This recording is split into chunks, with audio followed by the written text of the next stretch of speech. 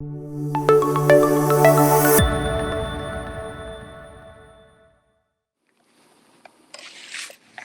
noite, meus irmãos. Bem-vindo a mais um capítulo do nosso estudo bíblico que se inicia agora sobre a vida e ministério do apóstolo Paulo. Louvado seja o nome do Senhor por essa oportunidade que Ele nos dá, da gente estar aqui estudando sobre o apóstolo dos gentios, apóstolo usado pelo Senhor para ali no princípio da igreja, na formação da igreja e, por que não dizer, no nascimento do cristianismo. Né? Como a gente já tem visto aqui em outras aulas, o apóstolo Paulo aí é talvez considerado a pessoa mais importante depois de Jesus Cristo dentro do cristianismo. Né? Muitos judeus não vão concordar muito com essa com essa afirmação, não é? Mas sabemos pela palavra do Senhor tudo aquilo que nos foi ensinado. É lógico que a gente exagera, mas sem dúvida nenhuma o apóstolo Paulo ele teve um papel fundamental no início do cristianismo. Amém? Tudo certo aí? Hã?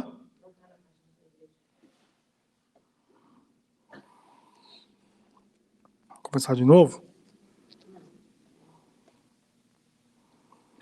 Deixa eu entrar aqui. Vocês que estão entrando aí agora, online, né, o link da nossa lição está aí na descrição do vídeo, não é?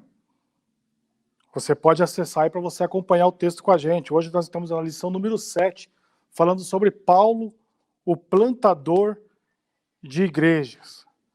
Né? O apóstolo Paulo, plantador de igrejas.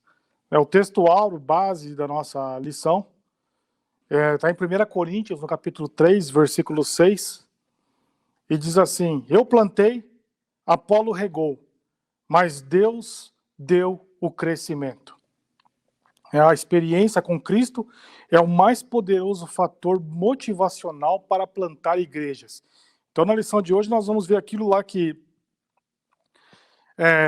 não só motivou o apóstolo Paulo a fazer todos esses trabalhos, mas de que maneira tudo aquilo que Paulo aprendeu, tudo aquilo que Paulo recebeu do Senhor, não só durante o período em que ele estava estudando para se tornar um fariseu, mas tudo isso somado ao chamado incrível que ele teve com Jesus Cristo, ali no livro de Atos, a gente vê esse relato, estudamos nas outras lições, e aquilo que Paulo recebeu do Senhor enquanto ele estava ali no deserto, meditando, tentando fazer tudo aquilo que a experiência que ele viveu, que tudo fizesse sentido, né, de que maneira que ele se encaixava com tudo que ele havia vivido até aquele momento, e isso daí gerou no coração de Paulo um desejo muito grande de evangelizar a quem ele pudesse.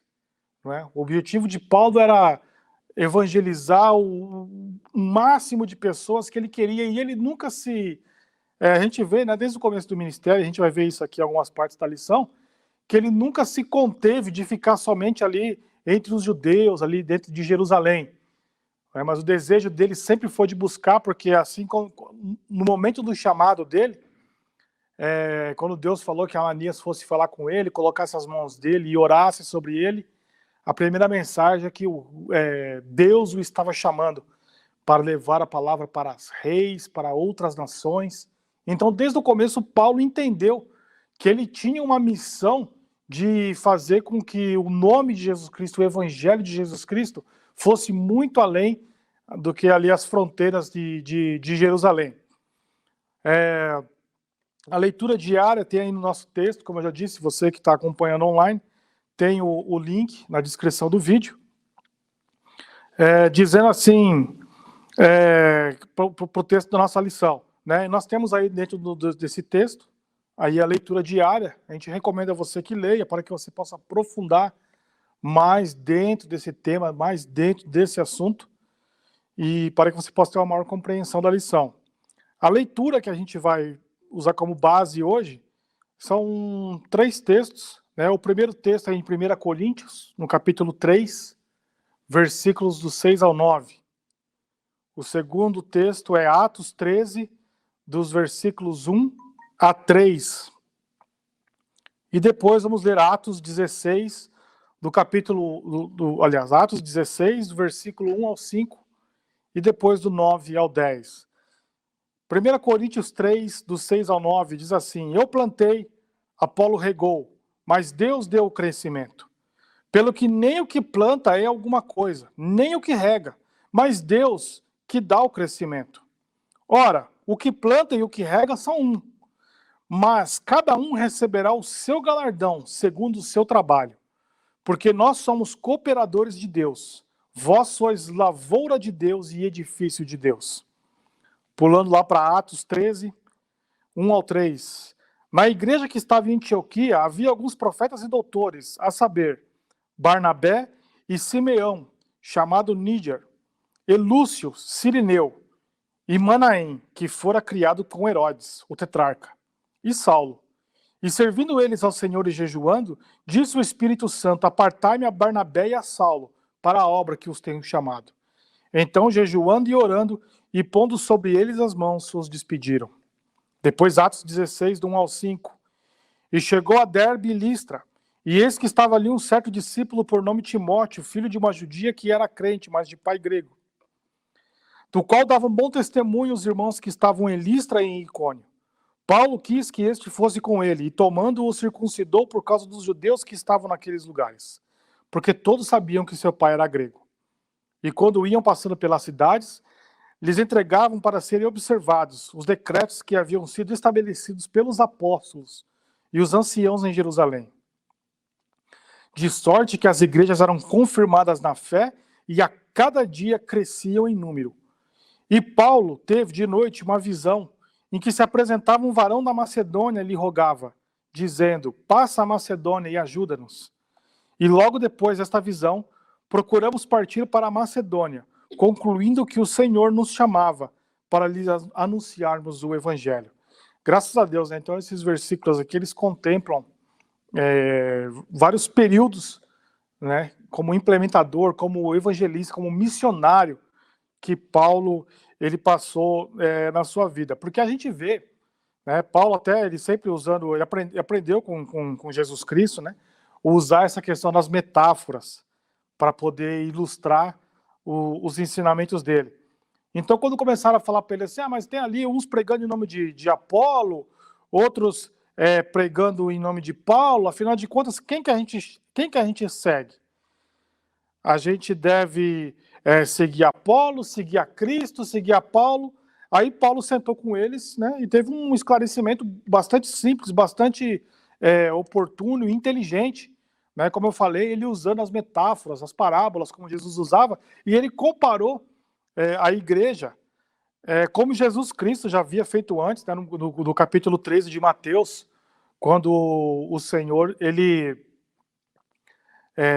comparou, né, a palavra como uma semente. Todo mundo conhece aquela passagem que fala que passando um agricultor, ele foi jogando sementes e umas caíram no meio dos espinhos, outras caíram nas pedras, outras caíram na beira da estrada e foram comidas pelas aves. Então Jesus, depois ele explicou essa parábola para os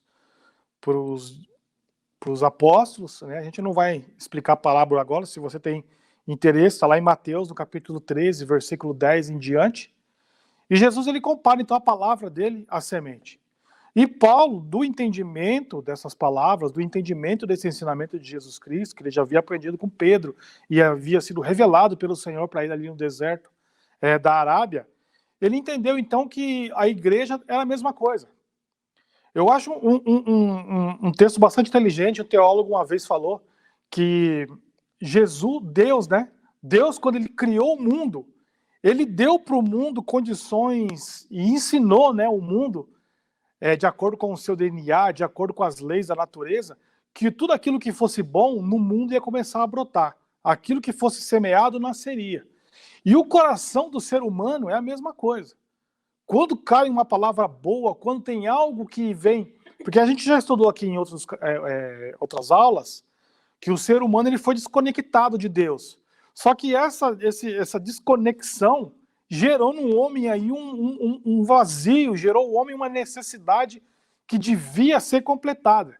né? E essa necessidade só se satisfaz com Deus. Então, toda vez que o homem encontra algo que vem da parte de Deus, pode ser a pessoa mais malvada que existe, pode ser a pessoa mais obstinada no pecado, não é? Muitas vezes, por causa da obstinação, ele não vai deixar no primeiro momento, mas aquela palavra vai encaixar direitinho dentro desse vazio que o homem tem. Né? Nós vamos ver aqui mais para frente, quando quando Barnabé, né, e o grupo dele começaram a pregar na Antioquia, o que era a Antioquia naquela época, e de que maneira a pregação da palavra satisfez o homem, fez com que as pessoas parassem e ouvissem o evangelho. Então Paulo, ele já conhecia isso, né? Então ele explicou muito bem, falou assim, a gente não tem que seguir então nem Paulo, nem Apolo, mas é Deus, porque vocês têm que entender o seguinte, a obra não é nossa, quem faz a obra é ele, nós somos meros agentes. A gente está aqui agora trabalhando, mas Apolo pode plantar, eu posso regar, ou vice-versa, né? Apolo pode regar, eu posso plantar, mas quem dá o crescimento, o milagre de fazer acontecer vem de Deus. O milagre de fazer acontecer vem do Espírito Santo de Deus. Então não há que se gloriar, não tem que a gente ficar brigando, dizendo assim, esse Jesus é meu. Porque era isso, né, que no começo os apóstolos pensavam, os apóstolos achavam que o Cristo era um líder ali para um pequeno grupo de judeus, porque eles tinham aquela mentalidade, eles não estavam sendo mesquinhos ou egoístas, porque eles foram ensinados isso desde criança, né, que o povo de Israel era um povo separado por Deus para representar o nome de Deus. Então o primeiro grupo de apóstolos, quando eles começaram a atender o ID de Jesus, eles pensaram que seria de forma semelhante que Jesus havia se revelado para eles e que Jesus era para esse grupo de escolhidos ou esse grupo de pessoas que deveriam assim ser os guardiões e conter Jesus só para eles. Paulo entendeu diferente. Paulo entendeu que a obra é muito maior do que a gente.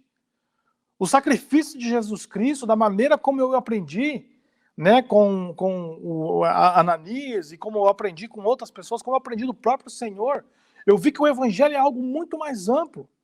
E ele deve ser levado para todas as culturas. Então ele falou, não importa, e essa obra é de Deus. Então não tem que se gloriar eu, não tem que se gloriar Pedro, Barnabé, não tem que se gloriar ninguém nessa obra. O que a gente pode fazer é trabalhar como um agricultor, que prepara a terra, o agricultor que aduba, o agricultor que rega, mas não há nada que o agricultor faça que vai mudar o fato de que quem dá o crescimento é a obra do Espírito Santo. Né? A gente pode ver, lógico, se comparando, usando aí o exemplo de Paulo, né, dentro da metáfora da agricultura. Claro que o agricultor, quando ele prepara a terra, ele provoca a abundância de grãos. Né? Às vezes o grão que ia nascer fraco, ele nasce mais forte por causa do zelo, do cuidado. As pessoas que estudam, né, aí os agrônomos, ele prepara a terra, ele coloca nutrientes na terra, com que faz com que a semente ela se reproduza de uma maneira muito mais abundante. Mas não tem nada que ele possa fazer que faça brotar a semente. Não é? O que ele faz é facilitar esse broto da semente. O que ele faz é facilitar a semente germinar. Mas o que faz a semente germinar é a própria natureza dela. Então, o Paulo ele sempre foi muito claro e disse para eles. Né? Então, não tem que ninguém ficar triste se Apolo está pregando ou se fui eu que preguei. Não se preocupa, que essa obra ela é de Cristo. E hoje, da mesma maneira. Né? Como estamos falando aqui de plantação de igrejas, a gente vê aí hoje uma pluralidade de igrejas, uma explosão aí hoje em cada esquina tem uma igreja, né? E glória a Deus por isso. Mas a gente tem que entender quem é que são as pessoas que estão presumindo que essa obra ela floresce por causa de quem? Quantos não são as pessoas, e a gente não tem nenhum problema de falar isso aqui, são as pessoas que batem no peito e falam assim, olha a igreja, como o rei Nabucodonosor, né? Eu fico lembrando de o rei Nabucodonosor andando no reino dele na Babilônia e dizendo assim, olha aqui o reino que eu criei. Olha o reino que eu conquistei para mim.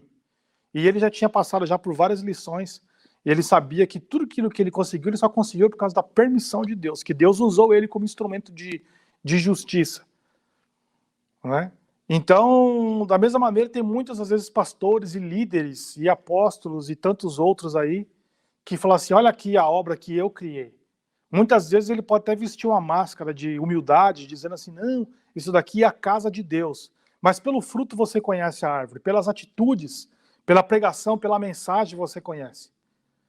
Então não tem nada que a gente possa fazer, não tem nenhuma semente que vai prosperar se não for pela obra do Espírito Santo. Amém? Então que essa primeira lição de Paulo, nessa fala de Paulo, nos ensina que se a igreja prospera, se a igreja está prosperando, abundante, feliz, pessoas estão vindo e se entregando, é por causa da ação do Espírito Santo.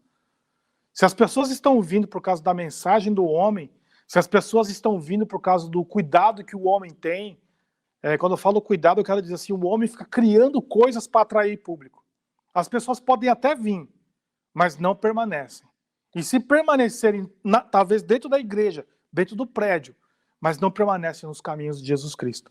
Porque é só o Espírito Santo de Deus que pode dar o crescimento para essa obra. Amém? Desculpa, vamos lá? Nessa lição, estudaremos sobre o processo de plantação de igreja que o apóstolo Paulo executou. Veremos que ele foi um desbravador da causa do mestre no mundo pagão. E seu ponto de partida no ministério foi Antioquia, quando enviado para outras regiões do mundo onde o evangelho foi com Cristo e o pregado. Também refletimos sobre as características do plantador de igreja local frente aos desafios atuais. Então, a experiência com Cristo é o fator motivacional para plantar igrejas. A gente vê aí no livro de Atos, que o livro de Atos ele é um manual de missões. O livro de Atos ele apresenta para a gente, mesmo para a igreja moderna, para a igreja missionária moderna, desafio que as missões vão encontrar, oportunidades que as vão encontrar, as técnicas, mas o mais importante que o livro de Atos mostra é a motivação.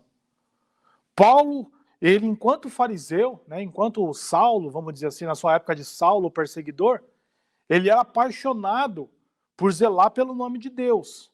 E quando ele recebeu o chamado de Jesus, esse desejo por Deus não diminuiu dentro dele, muito pelo contrário, ganhou uma nova dimensão, uma nova perspectiva, ganhou novas cores o evangelho para ele, o nome de Deus para ele. Então isso daí motivou ele ainda mais. Então o primeiro princípio para que se comece a falar em ganhar almas, e quando eu falo aqui plantar igrejas, eu estou falando também de ganhar almas. E ganhar almas, não simplesmente a pessoa aceitar a mão, ela aceita Jesus, amém, ganhamos mais um. Quando se fala de igreja, a igreja está ali para exortar, para ensinar. Essas pessoas que vieram, elas vão ser discipuladas, elas vão ser batizadas, e depois de batizadas, há que se fazer a manutenção da fé, para que as pessoas possam mergulhar na palavra, estudar junto, ajudando uns aos outros. Então a igreja vai muito além do que as quatro paredes. Existem movimentos aí dos desigrejados, as pessoas que falam assim, eu não preciso da igreja, eu não preciso da igreja. A igreja sou eu, existem esses que falam, a igreja sou eu. Porque eu vou na igreja e a igreja está cheia de defeitos, a igreja está cheia de gente fofoqueira, cheio de gente, cheio de problemas. Amém, meu irmão, é para isso, na igreja que essas pessoas têm que estar.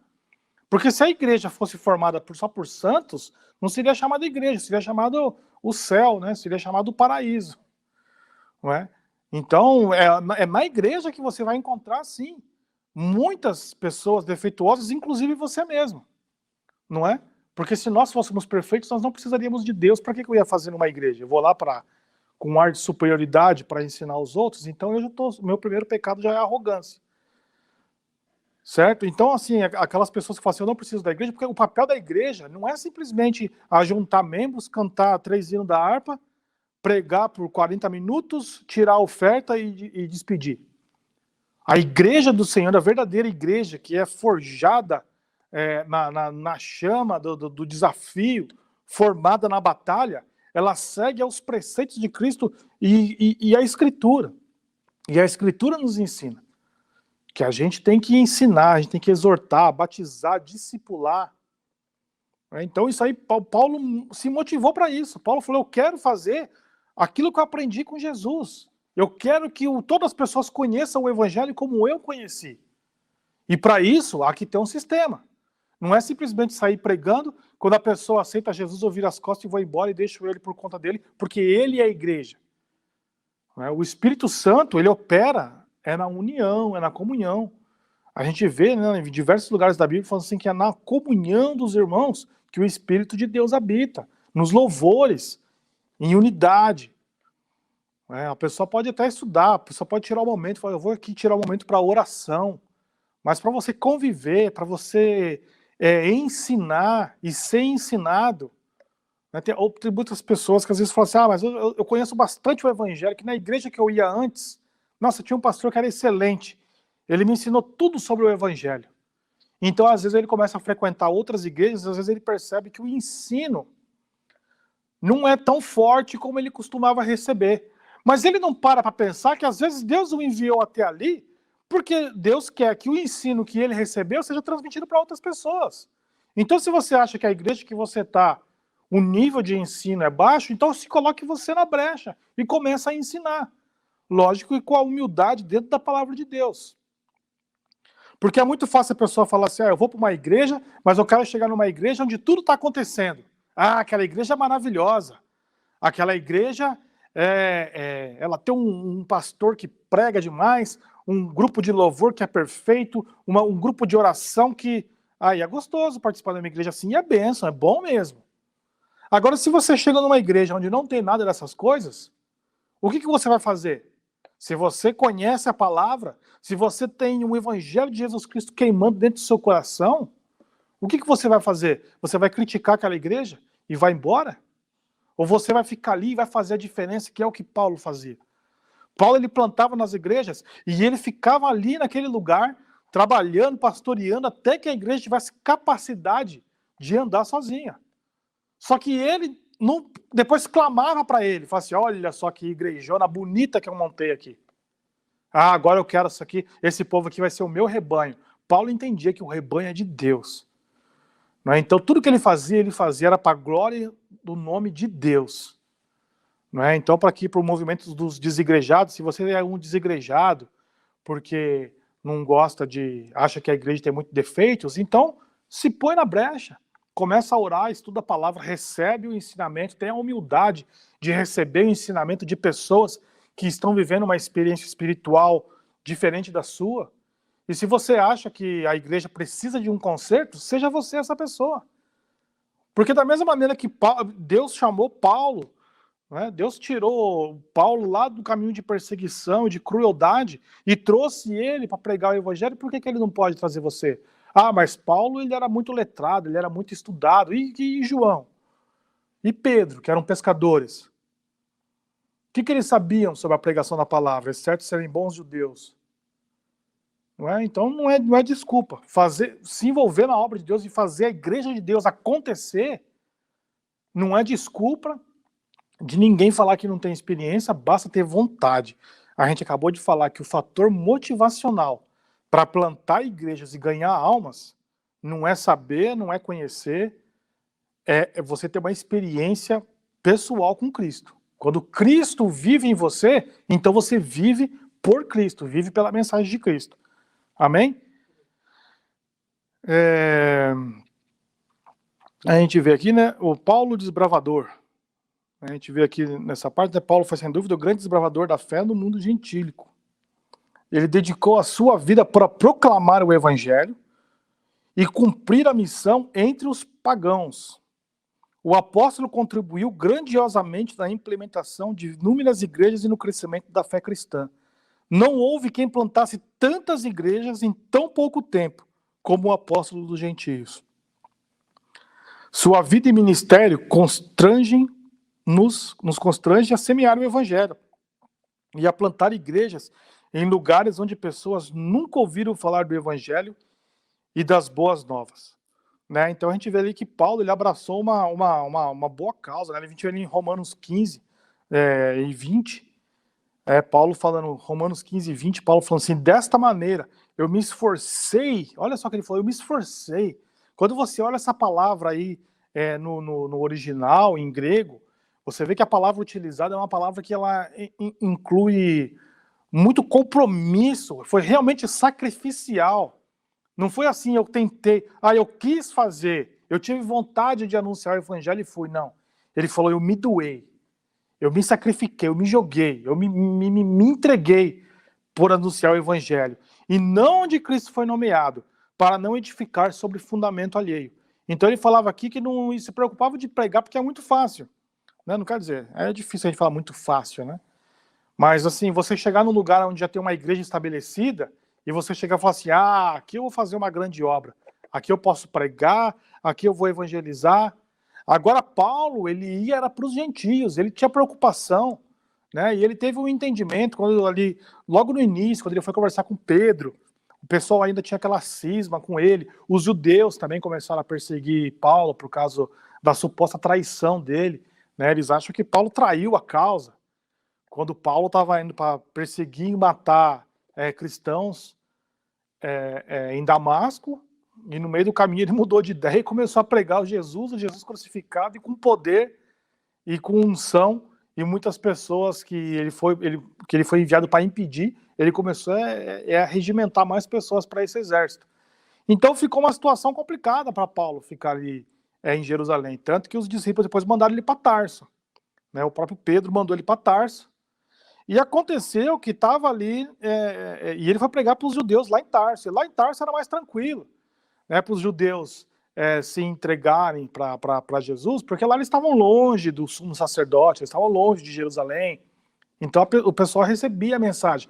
A mesma coisa aconteceu com Antioquia, né, com a perseguição da igreja, logo no começo, por parte dos judeus, os cristãos começaram a se dispersar ali pelo leste da Europa, né, pelo começo da Ásia, aquela faixa entre a Europa e a Ásia, e até que a cidade de Antioquia a cidade de Antioquia era uma cidade magnífica.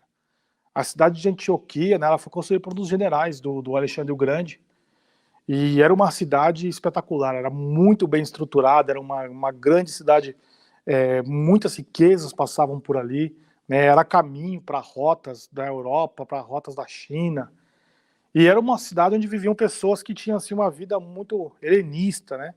Helenista no sentido de eles gostavam de desfrutar os prazeres da vida em todos os extremos, todos os prazeres em todos os extremos, né? Como por ser uma cidade muito próspera, as pessoas se davam aí, a gente se entregavam aos prazeres da carne, trabalhavam o mínimo e queriam desfrutar.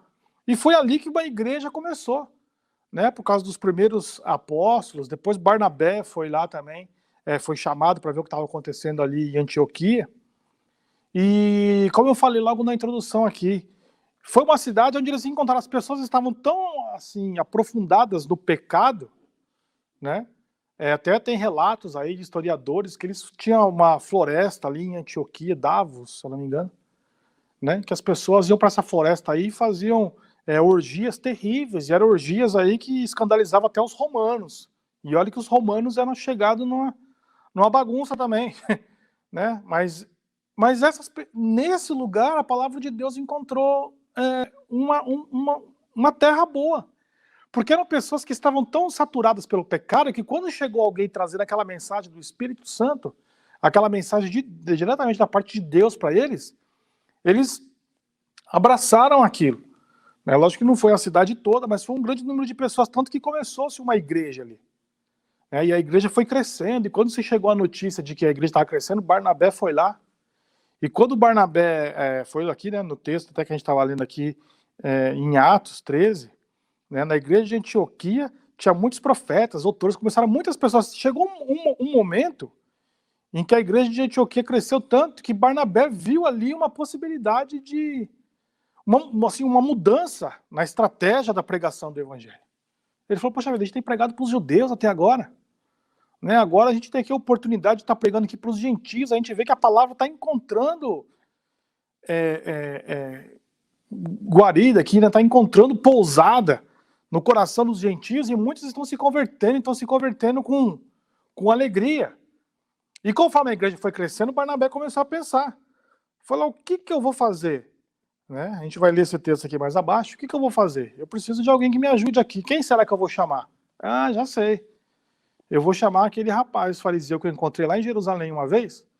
Ele, pela conversa dele, era um cara ousado. Ele acreditava realmente que a palavra de Deus era para além das fronteiras de Jerusalém. Aí o texto bíblico nos fala que Barnabé pegou um navio, foi lá para Tarso buscar Paulo. E ele voltou com Paulo para Antioquia e ficou ali Paulo e Barnabé, né?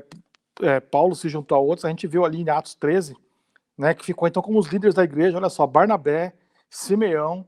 Esse Simeão aqui tem alguns teólogos que, vamos abrir um parênteses aqui, tá? Tem alguns teólogos que acham que esse Simeão é a mesma pessoa que ajudou Jesus a carregar a cruz, né, porque ele era de Níger, que era da África, né? Também estava junto com Lúcio Cireneu, que ele foi chamado Simeão Cireneu. Né? Algumas pessoas acham que esse daqui é aquela mesma pessoa que ajudou Jesus a carregar a cruz. Não tem evidências bíblicas que deem suporte a isso, mas existe uma possibilidade. Já pensou que maravilha? Você está pregando numa igreja e quando todo mundo fala assim, Jesus de Nazaré, você fala, rapaz, eu ajudei ele a carregar a cruz. Eu fui e carreguei a cruz dele. Né? Então não tem evidências bíblicas que suportem, apesar que tem muitas linhas teológicas que confirmam e defendem isso, seria uma bênção, mas também não muda o mundo, talvez o testemunho dele, né? Mas para a gente hoje não tem qualquer efeito. Então ele tinha muitos líderes, e lá no final da lista fala, tinha até uma, que é o Manaém, que era meio-irmão, né? Foi criado com a mesma mãe de Herodes. Herodes é aquele que mandou matar João Batista, e depois aquele que zombou de Jesus, né? Quando Pilatos levou Jesus para ser... Pilatos não queria matar Jesus, aí mandou para Herodes julgar, né? Uma das pessoas que estavam ali na igreja de Antioquia era ali um meio-irmão de Herodes. E também Saulo. Então Saulo ele também começou a fazer parte daquele grupo. E olha como que o Espírito Santo de Deus trabalha. Que quando Barnabé era um dos líderes, você vê que o nome dele está em primeiro na lista aí de Atos 13. E o nome de Saulo era o último. Mas quando o Espírito Santo de Deus começa a trabalhar, né, a gente vê aí no capítulo versículo 2, Atos 13, 2, então eles estavam jejuando, orando, servindo ao Senhor, e então o Espírito Santo de Deus chegou, né, e falou com eles, apartai-me Barnabé e Saulo para a obra que eu tenho chamado.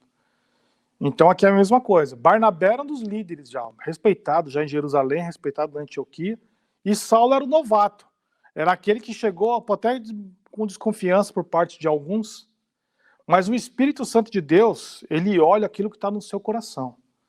O Espírito Santo de Deus, antes de lançar você para uma obra, ele quer ver a sua motivação. Ele não quer saber a sua fama, ele não quer saber a sua influência, a sua capacidade, ele quer saber a sua motivação. Se você é motivado na palavra, você vai ser escolhido para fazer a obra de Deus como ele foi. Né? E que Paulo também é suspeito de falar, né? Já tinha sido escolhido a dedo por Jesus, né? Convidado a participar da expansão, mas ele aceitou e aceitou com vontade, e essa vontade foi honrada pelo Espírito Santo de Deus. Né? Então ele era um desbravador, ele ia, plantava igrejas, né? depois disso, né, que o Espírito Santo chamou ele, aí começou a viagem missionária, como nós vamos ver aqui mais abaixo. O apóstolo, ponto 2, né? Uma gloriosa obrigação. O apóstolo foi chamado por Cristo para pregar o evangelho aos gentios. Por isso, na Bíblia, vemos a expressão, Paulo dizendo, né, em Efésios 3:1, eu, Paulo, sou prisioneiro de Jesus Cristo por vós, os gentios. Né, o seu compromisso com os gentios estava firmado em Cristo, em nosso Senhor. Nesse sentido, toda a sua ousadia, coragem e precisão no ministério de plantação de igrejas levavam em conta esse compromisso com Cristo. Né, pois me é imposta essa obrigação. E ai de mim se eu não anunciar o evangelho. 1 Coríntios 9,16. O próprio Paulo dizendo, né? Me é imposta essa obrigação, me foi dada essa tarefa. E ai de mim se eu não cumprir. E quando ele fala ai de mim se eu não cumprir, não quer dizer que ele tinha medo do castigo divino. Não quer dizer que ele tinha medo. Quando ele fala assim, ai de mim se eu não cumprir, quer dizer que se ele não cumprisse, ele não estaria contente com ele mesmo. ele não estaria satisfeito, ele teria se frustrado consigo mesmo. Porque essa era a vida dele. Levar o evangelho de Jesus Cristo era a vida dele. Essa era a gloriosa obrigação que Paulo tinha. Que nem fala, Jesus nunca encostou uma arma na cabeça dele, nem pode ver no chamado lá, que em nenhum momento Jesus lançou maldição, caso, ou propôs, né? Ó, você vai acontecer isso com você se você não me servir. Né? Jesus só falou para ele que era inútil ele lutar contra os aguilhões, né? Mas foi uma obrigação que Paulo impôs a si mesmo. Ele falou, eu conheço esse evangelho e eu sei qual é a verdade. Eu sei qual é a verdade. Né? Até lá em Romanos ele fala, eu não me envergonho do evangelho, porque é poder de Deus e vocês não podem fazer eu mudar de ideia com relação a esse evangelho. Eu estou tão convencido, eu estou tão convicto de que aquilo é bom, que eu vou levar isso para outras pessoas, porque é isso que agrada a Deus. É isso que Jesus quer. Essa foi a razão de Jesus ter morrido. Não é para que outras pessoas conheçam a Deus se eles tiverem tempo. Se eu conheço a mensagem do evangelho, e qual é a mensagem do evangelho? Deus amou o mundo de tal maneira que ele mandou seu filho para morrer. Ou se Deus teve essa urgência de salvar o mundo, quem sou eu para conter e guardar essa palavra dentro de uma caixinha? Ah, então eu sou salvo, eu sou bom? Ah, mas eu vou ficar aqui na minha. Né? O meu irmão costuma falar dos crentes agentes secretos.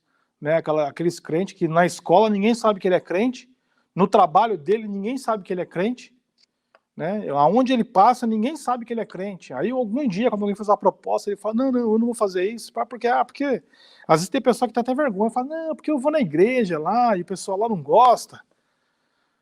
Não é? Então, essa pessoa tem que conhecer a Jesus de novo, porque aquela pessoa que é impactada, aquela pessoa que recebe a palavra, ele tem urgência de falar de Jesus. Porque se Jesus achou necessário sacrificar o seu filho para poder salvar a humanidade, quem sou eu para guardar e privar as pessoas dessa palavra? Tendo a oportunidade, tendo experimentado esse evangelho. Então essa era a obrigação que Paulo se impôs a si mesmo. Então quando Paulo fala aqui, ai de mim, se eu não anunciar o evangelho. Quer dizer, eu vou estar frustrado, eu vou me entrar em depressão, eu morro. Porque pregar o evangelho é tudo que eu tenho. Pregar o evangelho é tudo que eu quero. Né? Assim, Paulo passou a pregar ousadamente a Cristo nas sinagogas, anunciando que ele é o Filho de Deus. Essa ousadia e coragem recebemos diretamente do Espírito Santo. Plantação de igreja é uma parceria. Né? A plantação de igreja envolve um trabalho duplo do homem e de Deus. A gente falou isso na introdução também. Paulo falou, o homem pode ir lá, o homem pode preparar a terra, o homem pode preparar, né? Ele prepara a casa, ele constrói a estrutura, ele vai lá, ele cria condições para a pessoa vir com segurança para servir a Deus. Então ele vai lá, ele vai colocar as cadeiras, ele vai arrumar um microfone bom para quando a pessoa estiver pregando, a palavra poder chegar com você sem nenhum embaraço. A palavra vai chegar até as pessoas sem nenhuma interferência. Né? Ele vai estudar a Bíblia para ele pregar, mas a partir do momento que a mensagem é entregue e entra nos ouvidos e entra no coração do homem, aí o crescimento é com o Espírito Santo. Essa é a parte de Deus. A parte do homem é preparar o terreno para a mensagem de Deus entrar. Então, eu volto a dizer, homens que acham que vão converter almas por causa da persuasão da sua inteligência, homens que acham que vão encher igrejas por causa da sua estratégia de marketing, ou por causa da sua influência, ou da sua simpatia, sabe que está errado. Né? A plantação de igreja é uma parceria. O homem, ele prepara as coisas, mas quem dá a oportunidade e quem gera o crescimento é Deus. Nós, os seus servos, plantamos igrejas como semente na terra. Nas cartas de Paulo, a imagem da plantação aparece em especial na primeira carta aos Coríntios, que é a 1 Coríntios 3, do 6 ao 9. O apóstolo dava o devido mérito desse processo a Deus.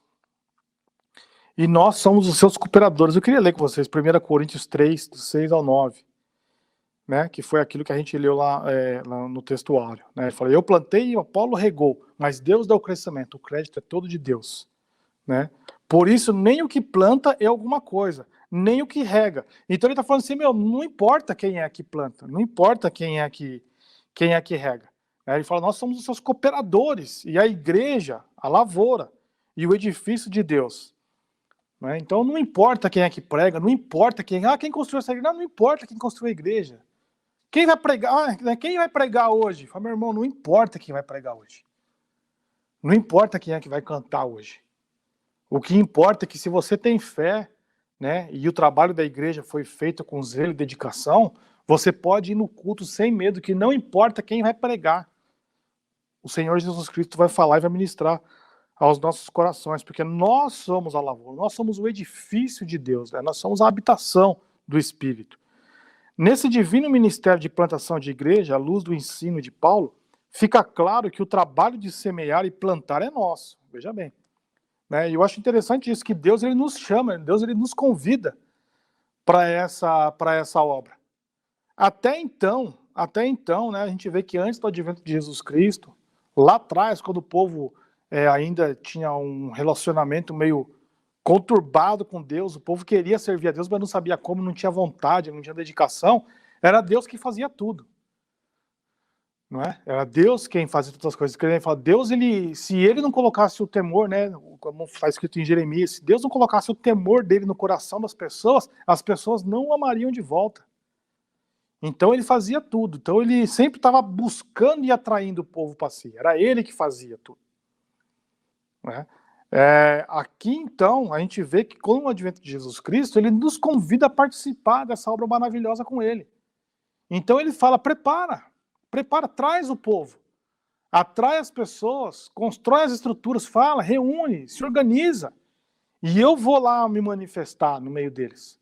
Eu vou lá fazer com que o meu poder aconteça no meio deles. Não é? Tá dando certo? Não é? Então é uma obra maravilhosa quando a gente é convidado a ser parceiro de Deus na plantação da igreja.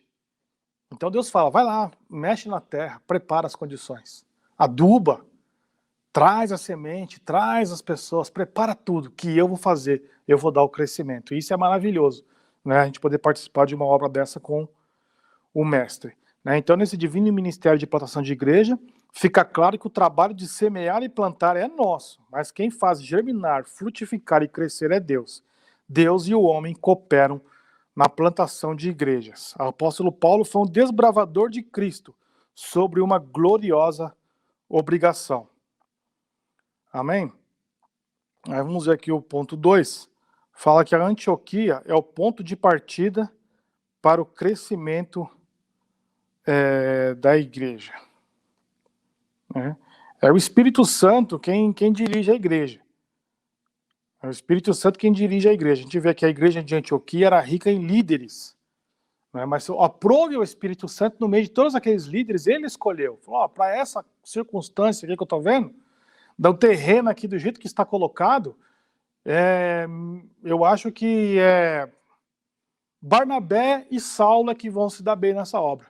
Não é? Então a gente tem que sempre se render dentro do trabalho da igreja, quando a igreja é uma igreja missionária, quando é uma igreja que tem um anseio de crescer firmado na palavra que é Cristo, ele tem que deixar o Espírito Santo dirigir e não tentar mudar as coisas. Começar a mandar quem te convém. Eu vou mandar tal pessoa, ou eu vou chamar tal pessoa para pregar, vou chamar tal pessoa para orar, porque é meu parceiro, porque... Não é assim. A gente tem que estar sensível ao Espírito. Às vezes a gente quer fazer alguma coisa, a gente deseja fazer algo para a obra de Deus, chega na última hora, Deus ele fala assim, não é você quem vai fazer, é outra pessoa. Não é? Então a gente tem que dar amém, agradecer a Deus, porque se ele escolheu, é porque ele sabe o crescimento que ele quer dar. E às vezes a gente não pode ficar triste, vou ficar triste, porque todo mundo vai pensar que foi ele, e daí? Não importa para quem vai a glória da obra, contanto que a glória seja para o nome de Deus. Se os homens começarem, você não tem que ficar chateado porque alguém colheu os frutos. O pastor lá começou a construir a igreja, mas na hora de inaugurar foi outro pastor. Agora todo mundo vai ficar feliz com o outro pastor. Meu irmão. Não. É sobre Deus. É sobre Deus. Não é? Você quer uma coisa melhor do que todos esses apóstolos passaram? Eles pregavam ali uma mensagem de última hora. Eles pregavam uma mensagem de última hora que Cristo estava voltando logo. No entanto, eles morreram sem ver, foram martirizados, judiados, apanharam, foram mortos a fio da espada, alguns cozidos em óleo quente. E não viram a vida de Jesus Cristo. Mas nenhum deles morreu triste, porque agora outras pessoas que vão colher o fruto da mensagem que eu preguei. Não é? Então não é assim. Então a gente tem que entender que é o Espírito Santo quem dirige a obra. Saulo havia acabado de chegar na igreja de Antioquia. Havia outros ali, grandes nomes. Mas aprove o Espírito. E quando o Espírito escolheu ele, o que os outros fizeram? Reclamaram? Murmuraram? Não. Colocaram as mãos em cima dele, oraram e enviaram ele em paz. Né? Então a igreja de Antioquia era rica em líderes, conforme Atos 13, a gente já leu.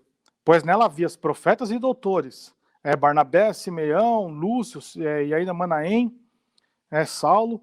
Ali foi o ponto de partida de Paulo para a extraordinária obra de plantar a igreja entre os gentios. Juntamente com Barnabé, sobre jejum, oração e imposição de mãos, ele foi enviado ao vasto campo do mundo gentílico para pregar o evangelho e plantar igrejas. Então, como a gente já viu, a partir desse momento, no capítulo 13, a gente vai ver uma coisa. Você vai perceber uma coisa, você que estuda a palavra de Deus. Até então, né, até esse momento, a central, o quartel-general da igreja era Jerusalém. Era Jerusalém e os apóstolos que andavam com Jesus Cristo. Pedro sendo um dos líderes e outros também sendo líderes ali. Mas a partir do momento a gente vê que a igreja de Antioquia cresceu. Ela cresceu fora de Jerusalém, cresceu com a conversão de muitos gentios. Né? Ali tinha judeus e gentios em comunhão e em crescimento. E Barnabé vendo que a conversão deles era genuína, que era gente que estava realmente compromissada com o evangelho de Jesus Cristo. A partir desse momento, o centro da igreja saiu de Jerusalém e passou para Antioquia. Antioquia passou a se tornar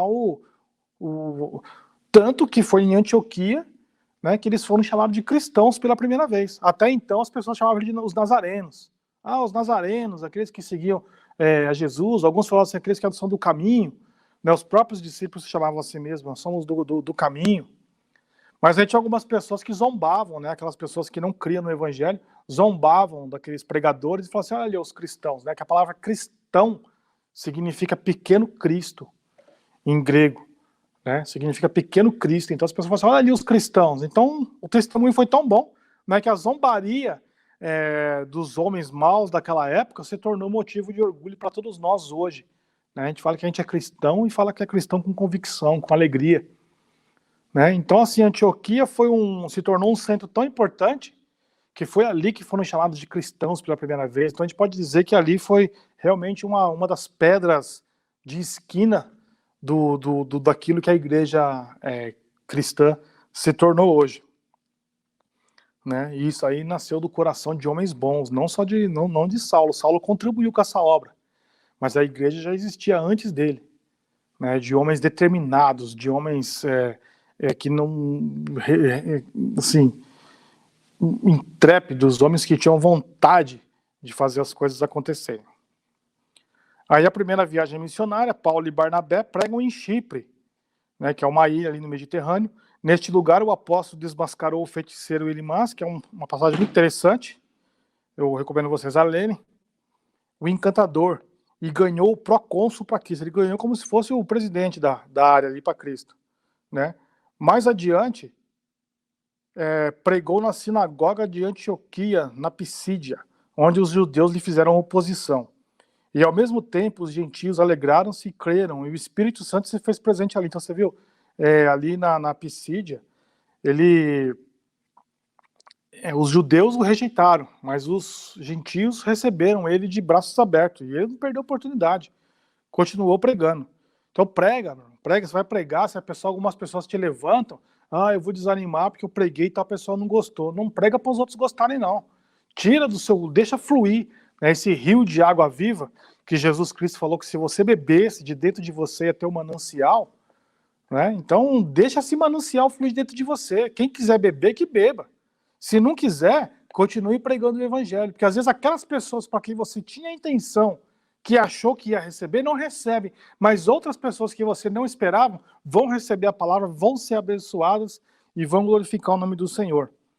Né? Então Paulo empreendeu uma viagem que incluía Derbe, Listra, Troades, Filipos, Tessalônia, Bereia, Atenas, Coríntios, Efésio, que era toda aquela parte ali do leste europeu, né? O norte da Grécia, aquela parte ali que ia até a Macedônia. Aquela parte onde hoje é a Croácia, onde é o norte da Turquia, era essa região aí onde ele viajou. Outras cidades foram alcançadas pelo ímpeto evangelístico do apóstolo, e inúmeras igrejas foram plantadas. Aonde ele passou, ele ia plantando igreja. É isso que eu falo, meus irmãos. Tem pessoas que às vezes ele ama tanto a obra, a materialidade, que ele vem aqui, eu abri uma igreja, não, então essa igreja aqui é minha, vou agarrar ela e essa igreja é minha. Entendeu? Não é assim. Paulo ele não tinha essa pretensão. Ele abriu uma igreja, quando ele via que o pessoal estava andando com as próprias pernas, que era uma igreja sadia na palavra, que era uma igreja que organizada, ele já partia para outra, e partia para outra. Ele mesmo fala, né, em uma de suas cartas, dizendo assim, que eu abri mão do ministério de batismo, ele não ficava nem para batizar. Ele vinha, pregava para a pessoa se convertia, ele falou assim, agora vem cá, ó, a igreja vai discipular você. A igreja vai discipular, eles é que vão te batizar, eu já vou para outra. Não é? Então tem pessoas assim que querem juntar para si, né? Não, que eu ganhei aquela pessoa e agora eu tenho que evangelizar ele, meu irmão. Não deixa, como diz assim, o peixe que depois que o pescador colocou para dentro da rede, ele não fica ali só cuidando daquele peixe, não. Tem muito mais peixe no mar para ser apanhado, não é? Ele vai com o momento certo, ele vai chegar naquele peixe lá, mas não pode, não é o momento. Né? Então é para isso que tem que ter a igreja. Porque não são todos, né, que têm esse chamado para abrir igrejas. Não são todos que têm esse chamado para ser um missionário. Mas agora o missionário que está lá no campo, que está abrindo igreja, que está trazendo pessoas, ele precisa de ter alguém dando respaldo para ele. Porque ele não pode fazer tudo. Ele não pode ganhar a pessoa, ele discipular. Não quer dizer que algumas pessoas não façam isso. Muitos pastores, muitos líderes fazem isso. Ele ganha a pessoa para Jesus, depois ele discipula, ele batiza, e é ele que vai orientar aquela pessoa, aconselhar aquela pessoa pelo resto da vida religiosa dela. Mas tem outras pessoas que não. Tem pessoa, por exemplo, que ele tem um chamado para ser um missionário, para ser um evangelista, mas ele não tem chamado para ser um professor. Entendeu? Então é por isso que da necessidade da igreja. É por isso que a igreja tem que existir. Não só como uma casa de oração. Não só como um lugar onde a gente vem para adorar Deus. Há momentos para isso.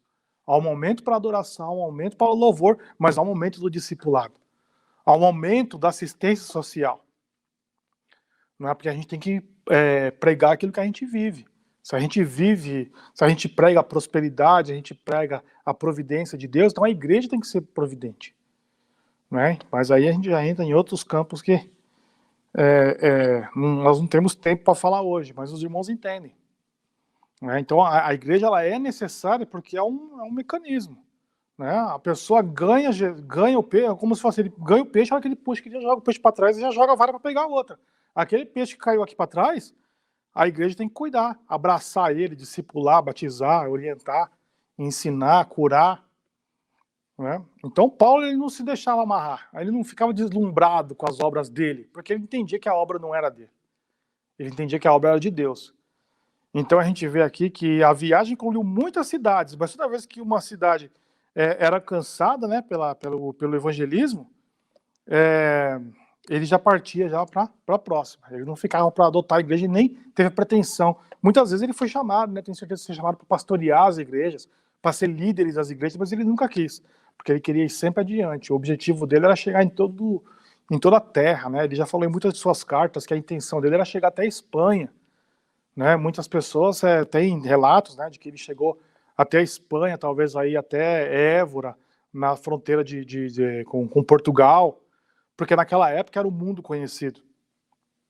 Né? Depois teve outros discípulos de Jesus que foram para a Britânia, que é a Inglaterra hoje, né? Foram para a França, uma região onde hoje é a França.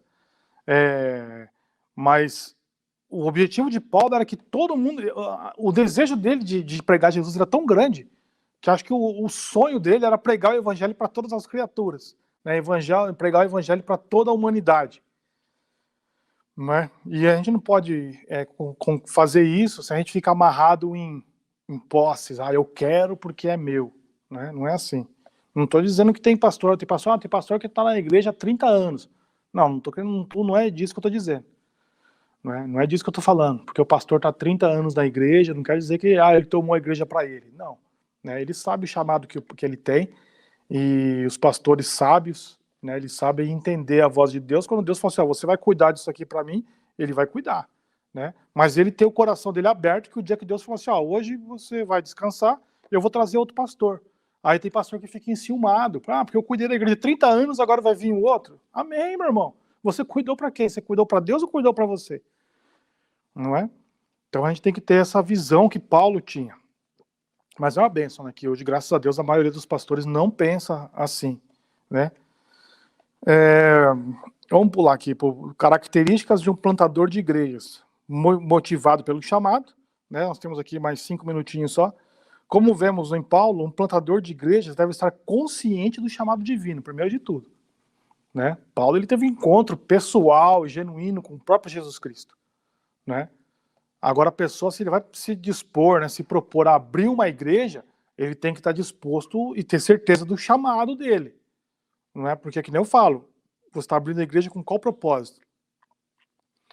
Porque tem muitos, e às vezes esse pensamento não é nem... É um pensamento, como diz assim, ele não está no subconsciente da pessoa. A pessoa, às vezes, ele fala, eu vou abrir uma igreja para Jesus, mas no subconsciente dele, ele está gostando, porque ele pregou uma vez, e muitas pessoas depois do culto vieram dar parabéns, parabéns, que mensagem boa. Aí ele já começa a falar, nossa, eu prego demais. Aí prega de novo, aí muitas pessoas se alegram, falam, nossa, que pregação. Ele fala, não, eu tenho que... muitas pessoas têm que conhecer a minha pregação. Então, às vezes, no subconsciente, ele pensa que ele está fazendo algo para Deus, ele está fazendo isso porque ele está gostando do que ele está recebendo. Então, se você tem um pensamento aí de abrir uma igreja, abrir uma congregação da sua igreja, tem aí uma inclinação, um chamado de pastor, vai orar, né? Conversa com Deus, deixa que outras pessoas confirmem o seu ministério. Não tenta meter as caras e fazer a coisa por conta própria, não, que às vezes a sua decepção pode ser muito grande. Né? Então, a gente, para abrir uma igreja, tem que estar, primeiro de tudo, consciente do chamado divino em sua vida. Deus nos chama e confirma esse chamado no corpo de Cristo. Isso aqui eu acho interessante falar, né? Atos 9, 17 a 22, a gente vê que foi confirmado pelo corpo da igreja. Ananias foi lá, né? A gente viu em Atos 9, Ananias foi lá com a mensagem, ele recebeu a revelação de Deus, aí ele que foi e falou para Paulo, né, que Deus queria usar ele numa obra, e depois ele foi aceito na igreja, e a igreja o enviou. Então é assim, tem toda uma estrutura por trás, aí você vai com segurança. Agora você está sentado no seu banco e fala, quer saber de uma coisa? Eu vou abrir uma igreja. Aí começa a já querer... Porque o dinheiro faz tudo. Né? Com dinheiro você aluga um salão, você aluga um templo, você compra banco, você compra microfone. Qualquer um pode abrir uma igreja. Né? Aí lá no cartório e abrir um CNPJ com uma igreja é a coisa mais fácil do mundo. Não é? Mas a gente acabou de falar. O crescimento só se dá se a gente mexer a terra, mas o Espírito Santo der vida à semente. Se o Espírito Santo não der vida à semente, você pode construir um castelo. Não vai acontecer nada. Então tenha certeza do seu chamado. Né? Sempre há um ponto de partida em que somos tomados pela consciência daquilo que Deus nos chamou para fazer. Essa consciência do chamado é o fator motivacional que nos faz enfrentar os desafios diante de nós. Deus ainda chama. Né?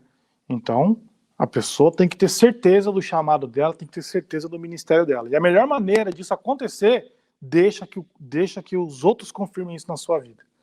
É a maneira mais segura, é a maneira mais, de acordo com a Bíblia, né? A maneira mais saudável de acontecer, não é? Então, teve outros pontos aqui que a gente já cobriu, né? Falamos do experimentado no deserto da vida. Então, Paulo, ele foi primeiro, antes de sair abrindo igreja, ele primeiro passou um tempo no deserto. Ele primeiro passou um tempo se preparando. Né? E não só se preparando na palavra, ele orava, ele esperou receber instruções de Deus, né? Então ele recebeu de Deus primeiro. Então ele tirou um momento para então começar a querer abrir igreja, né? E terceiro ponto, para concluir aqui, uma igreja segundo as Escrituras. Uma igreja formada e baseada totalmente na palavra, não é? Esse negócio de hoje aí, uma igreja baseada numa nova visão, uma igreja baseada numa nova revelação, uma igreja baseada em... Não, esquece de novo, né? Então, um amigo meu costumava dizer que Jesus ele não é moderno, Jesus ele é eterno, né? Então, aquilo que Jesus pregava lá no começo para Adão e Eva, continua pregando até hoje. Em nossas vidas, ele continua querendo as mesmas coisas para o ser humano, não é? Então, a igreja ela tem que ser baseada, firmada nas Escrituras.